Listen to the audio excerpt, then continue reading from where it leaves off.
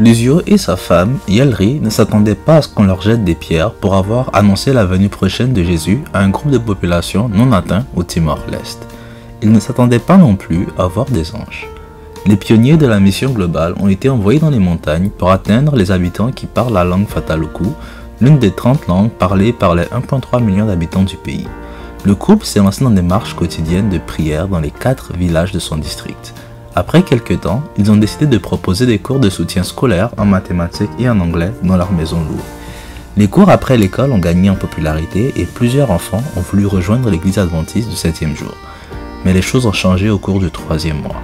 Les enfants qui n'assistaient pas aux cours ont commencé à perturber le déroulement des activités en menaçant et en interrogeant les élèves. Très vite, seuls 4 à 6 enfants se présentaient aux cours l'après-midi. Finalement, le propriétaire de la maison louée a dit à Lucio et Yelri qu'ils devaient partir. Plus tard, Lucio a organisé des réunions d'évangélisation dans l'un des 4 villages après que plusieurs villageois aient exprimé le désir d'être baptisés.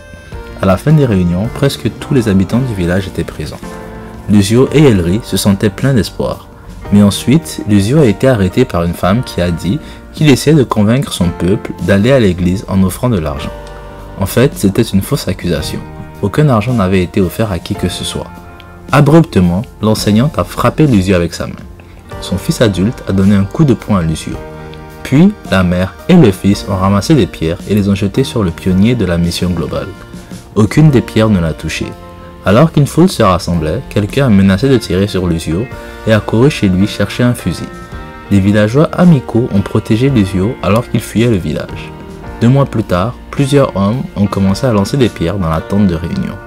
L'une d'entre elles a frappé la tête d'un infirmier bénévole, faisant couler du sang sur son visage. La réunion a été suspendue par la nuit. D'autres pierres volantes attendaient les gens lorsqu'ils sont partis dans un camion loué par l'église pour remonter la montagne jusqu'à leur maison. Les villageois ont peur. Soudain, 7 grands hommes aux vêtements brillants sont apparus. Ces hommes étranges ont été vus que par 3 jeunes hommes étonnés qui les regardèrent s'éloigner du site, devenant de plus en plus petits jusqu'à ce qu'ils disparaissent dans la montagne. Plus aucune pierre n'a été jetée. En entendant parler des 7 hommes brillants, les villageois n'avaient aucun doute sur le fait que Dieu avait envoyé ses anges pour protéger son peuple. Le sabbat suivant, 13 jeunes gens donnaient leur vie à Jésus et ont été baptisés. Parmi eux se trouvaient 2 jeunes hommes qui avaient vu les anges. Malgré les défis extraordinaires, Lucio et Yelri gardent espoir. Ils savent que Dieu sauve.